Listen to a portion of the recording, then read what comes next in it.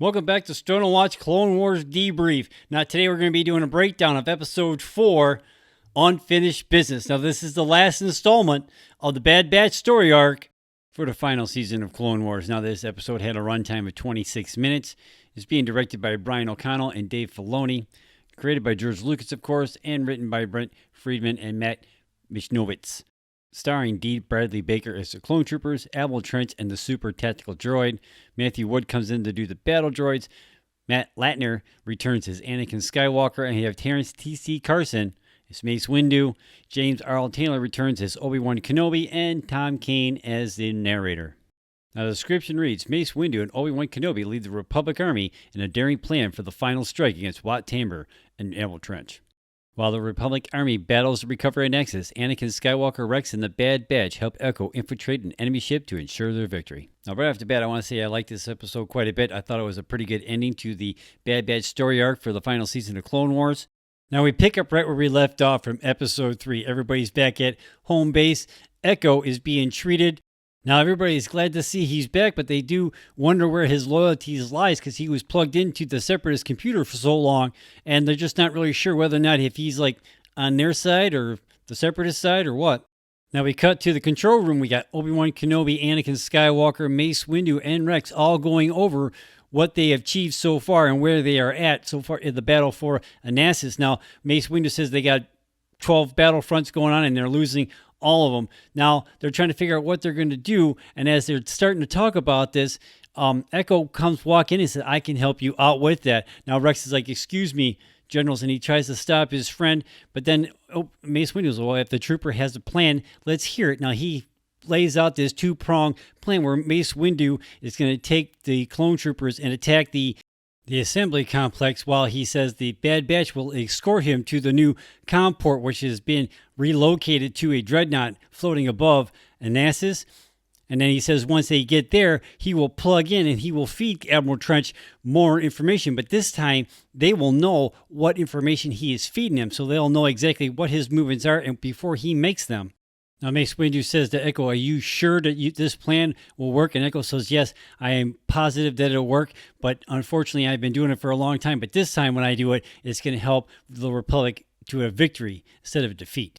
Now, I thought it was kind of interesting how that Rex automatically trusted Echo, like without any question, but everybody in the Bad Batch were like, I don't know about this guy, because like they were thinking basically the same thing that I was. Just because that he was unplugged from the Technical Union computers does not mean that they didn't have control over him anymore.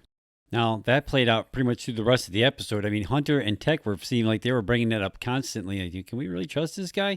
And Rex is like, yeah, we can trust him. We can trust him. We have to trust him. So, I don't know. I mean, that could have gone either way, to be quite honest with you. So, and I'm quite surprised that Anakin didn't try using the Force to kind of like probe Echo's mind to make sure that you know what I'm saying? I mean, you can do that with the Force, right?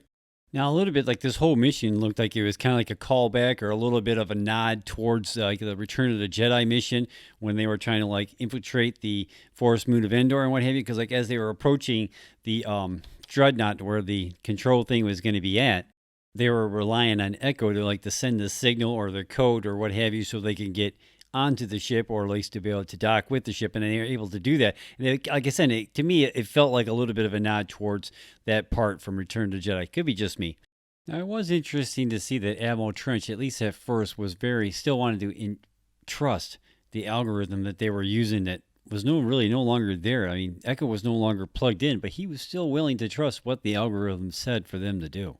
So apparently Tambor did not tell anybody about his little faux over at the Skekko Miner and what have you, so he no longer has possession of Echo, so he no longer has possession of the algorithm that they've been all depending on. Now, for the fact that if Admiral Trench would have survived this episode, that would have made for a very interesting meeting between the two, I have to say the least.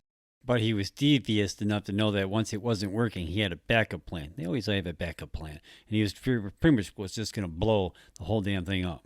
Now, I thought it was pretty neat on how they had used an Echo to get the code to turn this bomb off, and then Mace Windu, because he couldn't get past the ray shields, was using the Force to actually move the levers and stuff like that to its designated number. I thought that was pretty neat to see, and like it got all the way down to the final number, and then finally Admiral Trench realized, or they finally tracked down exactly where the signal was coming from, and they gave like a quick shock to Echo, kind of taking him out, which that could have gone so much wrong. I thought for sure at that point that he was not going to really shock him, but he was going to take control of Echo again.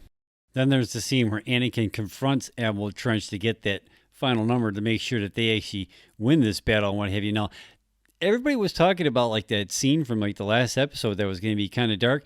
This was pretty damn dark. I mean, he was sitting there saying, he goes, well, if I give you that, then Count Dooku's going to kill me and stuff like that. And Anakin's like, well, what makes you think that I won't? He goes, well, you won't because you're a Jedi. Now, this, obviously they're going to show this kind of stuff because Anakin is slowly falling to the dark side and what have you. So he's not going to hesitate to do what he needs to do. I mean, just to prove a point, he chops off like 3 or 4 limbs and what have you, and then after he gets the number, and he like, seems like he's about ready to walk out, but the Admiral Trench was kind of asking for it, and he does like something, and Anakin just turns around and just pretty much spears him like straight through. There's no doubt that Trench is definitely dead this time around, but that was pretty damn dark, especially for a cartoon.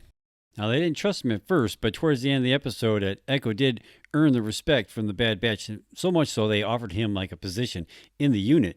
And then like it almost seemed like he was fighting on whether if he wanted to go or not. And then when Rex said, hey, if you feel more comfortable going with them, then that's what you need to do, because you just need to be, now that you're free, you need to go where you feel the most comfortable. So he ends up going with the Bad Batch, which I thought was pretty damn cool. Now, I wonder still if this will be the final time we actually see the Bad Batch.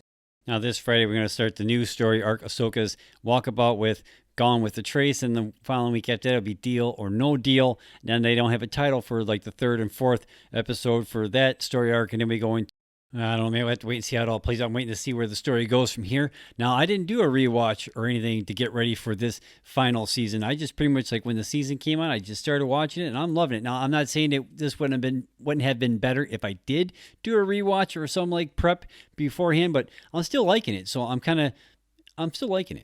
So, I don't know, did you do a rewatch before you started watching the final season? Let me know in the comments down below. Did you think that Echo was actually going to betray them? Let me know in the comments down below. I thought he was. I mean, I thought for sure that they were going to do something like that, and then like Rex was going to have to take him out, and that would have just devastated Rex. So what did you think about that scene with Anakin and Admiral Trench? And that was pretty damn dark for a cartoon. I mean, he chopped off like 3 or 4 limbs, and the next thing he's like pretty much like skewering them and stuff like that. I mean, that was wow. Just wonder how many more scenes like we're going to get like that for the rest of the season. I mean, just something else. So, I don't know. What do you think? Do you think that'll be the last time we see the Bad Batch? Let me know in the comments down below.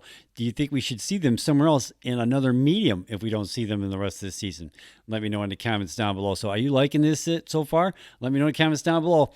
Man, I can't wait to see where they go with this. Let me know what you think in the comments down below. See you next week. Peace. Make sure you click on that subscribe button so you can be notified every time I drop another video. Hey, while you're at it, check out one of my other movie review videos, or check out one of my drum cover videos. Give it a like, give it a share, join in the discussion in the comments down below. Have a good day. Peace.